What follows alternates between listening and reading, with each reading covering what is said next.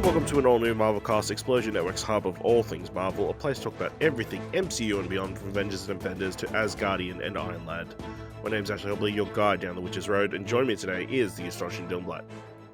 Happy to be here and talk about another spin-off. Another spin-off? I don't know, it felt like another spin-off. Alright. Today we're talking about the two most recent episodes of Agatha All Along. Darkest Hour, Wake Thy Power, directed by Rachel Goldberg, written by Laura Monti. With enemies closing in, the Coven flees under the light of a blood moon to the next ghastly trial, as well as Familiar by Thy Side, directed by Gandja, Monteiro, and Jason Rostovsky, or written by Jason Rostovsky. Familiar Teen is much more than he seems, and his connections to the rest of the Coven are revealed. Dylan, are you glad that we kind of actually are talking about these two episodes together? Because I feel like we would have been like kind of there after the last episode, other than the big reveal at the end. Yes and no. I mean, even after the most recent episode, I'm still like, okay. Like, I honestly feel like if everyone's left with a cliffhanger, I guess, at the other episode, like, oh no, it's Wiccan or whatever, right? Mm-hmm. And then everyone's going on the internet, but after watching the episode, I'm still like, I just feel like I know about as much as before, like tiny bit more. And I feel like you know a fair bit more. I'm still very confused though. Okay, well, hopefully we can figure out that confusion. But yeah, I mean, quickly on Darkest Hour, Wake Thy Power. Obviously, it's opens with them getting on a bunch of brooms, which apparently is an antiquated and what's the word?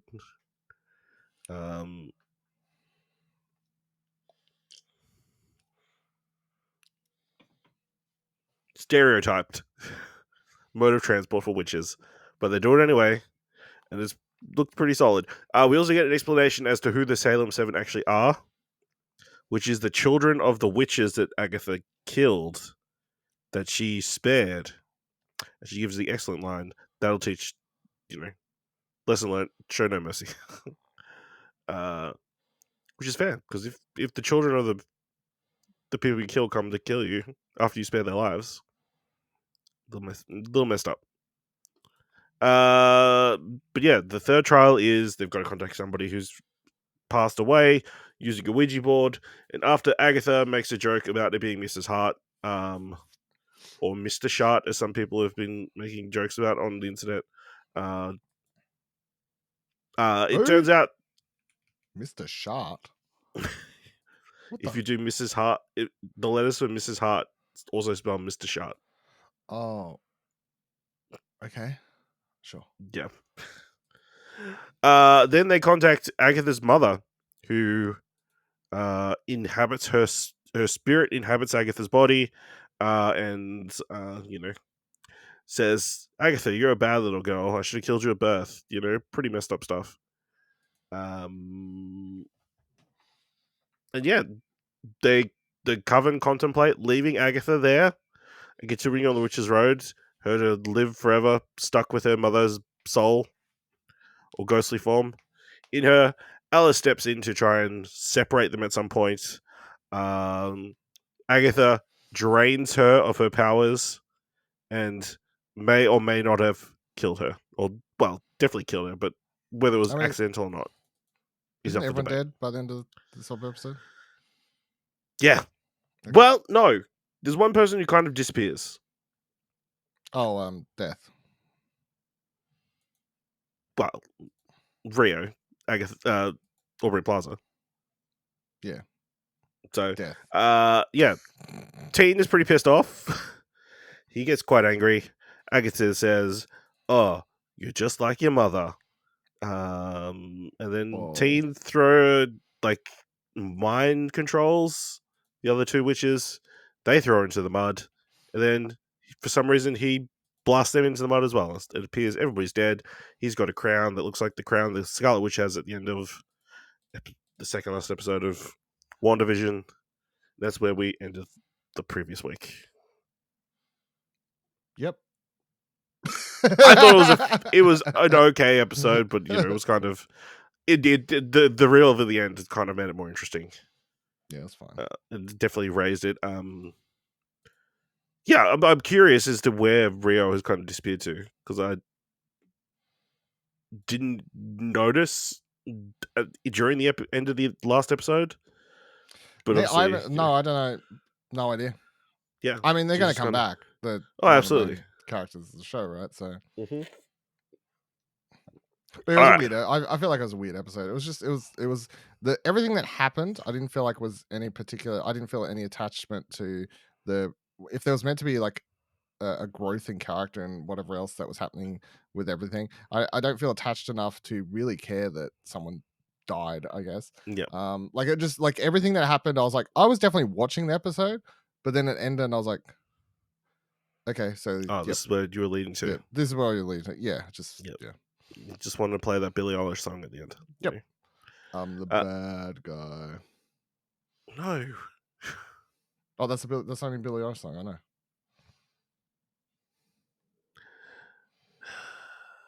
I was about to say. I do think I did find it amusing that the previous episode I was going on about. Oh, it's really weird that they kind of like completed Alice's storyline.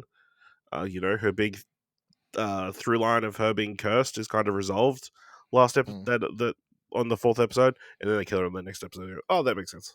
Yep. Then they're like, we don't care anymore. Yep, you did your job. So yeah. All right, latest episode. Familiar by thy side. We pick up with a young boy called William Kaplan having a bar mitzvah. Good for him. Yeah. Jewish, awkward at the moment. Jewish. It's like, oh, okay, this is very odd. William is played by Joe Locke. If it wasn't clear. Have his bar mitzvah. Happens upon Lilia, who's working there because, every bar mitzvah has a palm reading lady. She reads his palm. She sees like his lifeline splits in two at some point.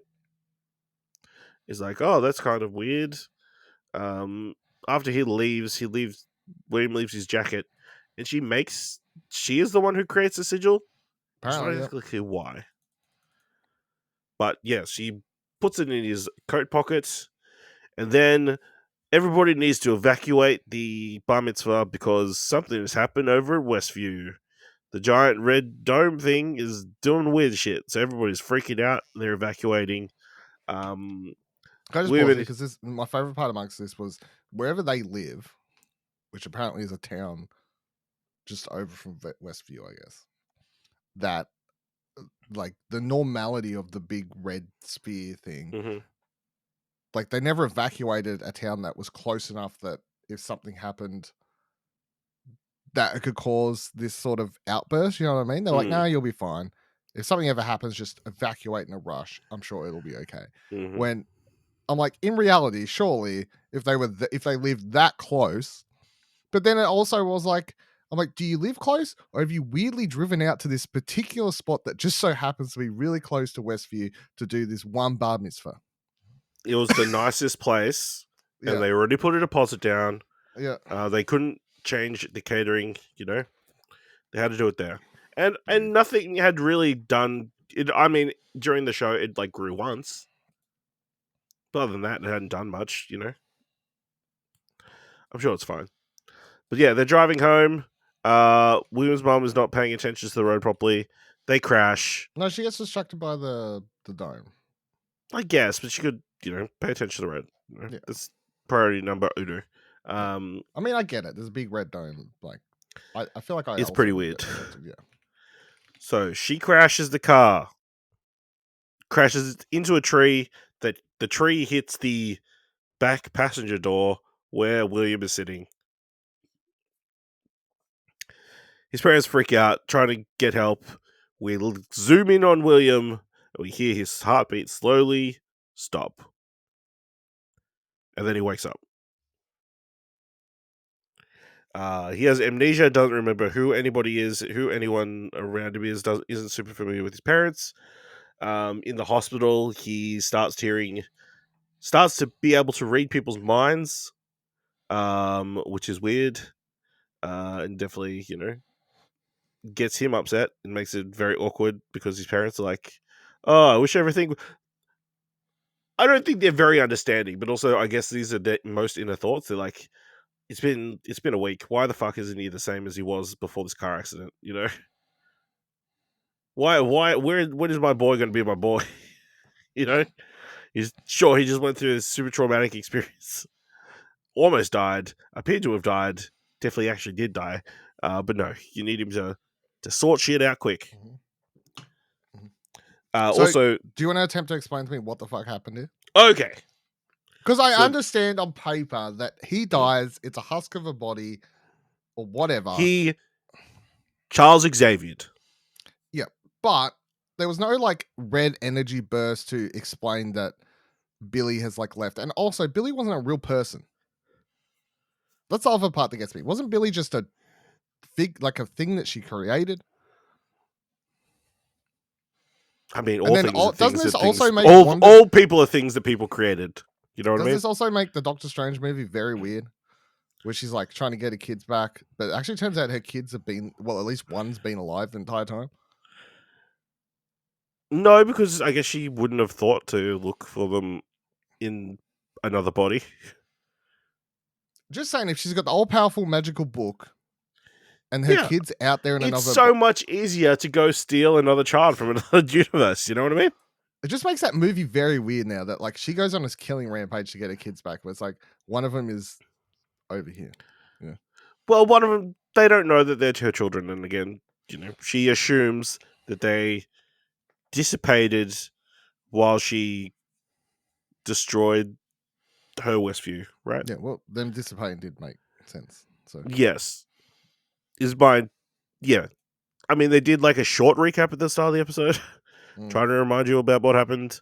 But yes, his body, his soul seems to have habited William Kaplan's body, but he's completely got amnesia of both people, and doesn't realize he is Wanda Maximoff's child until he's talking to his boyfriend. He's like, "Hey, guess what? I don't believe I'm the person I'm actually am. I think I'm somebody else." And they come across one person who might be able to give them information. That one person being the homeless man, Ralph Boner. Remember? Old Ralph Boner, played by Evan Peters. Yeah. The man who Agatha made believe was Quicksilver. Whatever. I can't remember his actual name. It was Agatha All Along. Yeah. It was Agatha All Along. And we get to hear his how he's kind of been doing since the events of Westview. It's been 3 years. Not doing great. No. He's very into witch protection. Yeah. He's definitely got a lot of trauma from, having to pretend to be a husband and killing a dog, and yeah. I mean, this was fun. Like seeing Evan Peters come back and play this version. It's funny because that the shot of from behind him was part of the mid-season trailer they put out. And it was like, who the hell is this person? Who could it possibly be? Of course. It's just Evan Peters. Yeah. Which is the second funniest thing it could be, because everybody was saying it's the dude from Ocean's 11. The old dude with like a trench coat. Why? Because he is an old dude with a trench coat, and that's what it looked like. Sure. But yeah, he learns the name Agatha Harkness, Wanda Maximoff, and then just goes on Google. It's like, makes sense. Searching, goes down the rabbit hole, and it just so happens to be listening to Down the Witch's Road. Not just listening, not on Spotify. No, on record. On record, yeah. Yeah. What a coincidence. So yes, then we get to see him. He decides he's going to go free Agatha of her spell. And we get to see that from his perspective, which is quite amusing. Of seeing him watching her, thinking she's in like this detective show. still trying to figure out who killed this body or killed this girl. Yeah. I mean, that was probably the best scene in the show, I thought, to be honest. That was pretty fun. Just the levels. I've already seen working someone on Twitter's already put the scene side by side, so. Okay, yeah. Yeah, if you want they're fast. dive into those that. They are fast. These people are fast. So. But then, thank God, Agatha manages to crawl her way out of the mud and confronts... Yeah, so hold on. Again, I'm just confused. Okay. So she's able to crawl out because... compared to the others who can't... Because plot. Okay, is that all it is? Because I'm like, have I missed something? Nope, that's the only reason. The will to live. Yeah, okay. I feel like, you know what? Sometimes I get more annoyed that, like I can accept something just as being like, we just like plot armor reasons, but it annoys me more when I'm like, I think the show's or the movie or whatever's being smarter, and I'm just being dumb, and I think I've missed something. When I'm like, no, okay, no, I didn't miss anything. Maybe you can go back to the last episode. Maybe she accidentally pulls some branches or some tree roots or something, for which she gets chucked in. I guarantee you, those two other witches are going to get out of their mud as well. I'm pretty sure. I would be shocked if they're dead as well. Okay. But yeah, then we get the talk. You know, she suspected that he was, you know, she knew all along. She said. She says she knew all along, but you know, she wasn't 100% confident. And she talks to him and deduces why he wants to go down the witch's road. And it's because he believes Tommy's soul is also out there. His twin brother is also out there. So do we reckon that's what the actual go is, or that I'm just voting that that's not the go. I'm voting it's just he gets Wanda back. Oh, you think he's going to bring Mummy back? Yeah. That would be a bold. Would it? I think bold only in that they bring Elizabeth Olsen to the show. Could be an after credits thing. It could be anything. But I'm gonna say yes. Yeah, sure. Why not? I mean, I think it could go either way. It just depends I think it just depends on how much Marvel wants to go down this Young Avengers road, which they definitely feel like they've been placing the pieces for. I mean, they could. This is the most prominent. They could return them all, right? I guess they could have the kid and the mum. Have we said that you can only get one thing at the Witch's Road? If your wish is family, is that not, as Vin Diesel would say? Yeah, who knows? But yeah, the other thing is he's got these mind reading powers. Is he just not using them or unable to use them all the time? He's got no control. He says he explains this when he's with people expressing extreme passion. That's why they have the kissing scene and everything. So it's sort of like he can't read people's minds all the time. It's just when they're really, really passionate or really feeling emotions. It's a high, yeah. Which so at no point during the story so far has any of these witches shown extreme emotion. No. Or they have. And he's just kept it to himself. Yeah. Yeah, so we end the episode with Agatha, covered in mud still, going down the road with Wiccan, who tells her he doesn't trust her and he's not nice. Where do you think we go from here? Well, they go down. So they go down the Witch's Road. They go down the Witch's Road. So apparently, also I saw we get the 2 last episodes back to back. So there's like one episode yes, one episode next week, and then there's a double the week after. It's a double on the 30th of October, which makes sense. So we've only got 2 weeks left for 3 episodes, basically. So next week they just do another like random mystery house storyline thing. I presume another challenge or what have you, and then the I guess the final would be maybe the first one's in like some sort of mystery house again, and then the last one's like a showdown and Wanda comes back. Maybe. I feel like they definitely have to fight off the Salem 7, whatever. I forget about them, man. Those dudes have got to die. Whatever's got to happen with all the Plaza's got to happen.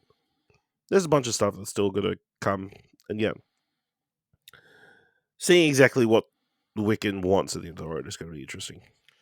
Down the witch's road. Down the witch's road. Family. It's about family. It is about family, as most things are.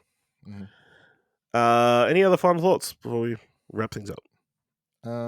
They did a weird they shot the flashbacks differently to the they were shot like TV, like I know the official scale off the top of my head, but they shot that TV scale ratio. And then when it goes back to normal time, it goes back to like cinema scale. Wouldn't have noticed that. Yeah, you wouldn't, would you? That's all I got for you. All right, let's know what you thought of the latest episodes of Agatha All Along by going to explosionnetwork.com/Twitter or jump to Discord at explosionnetwork.com/Discord. If you want to help us out here at All New Marvelcast, leave us a review on Apple Podcasts or in Podchaser, leave us 5 stars, and you can leave 5 stars, or just tell people about the show. And if you've enjoyed this episode, thought it was worth $1, head on over to our Ko-fi page at explosionnetwork.com/support. Well, make sure you watch next week's episode of Agatha All Along and join us next time for another All New Marvelcast.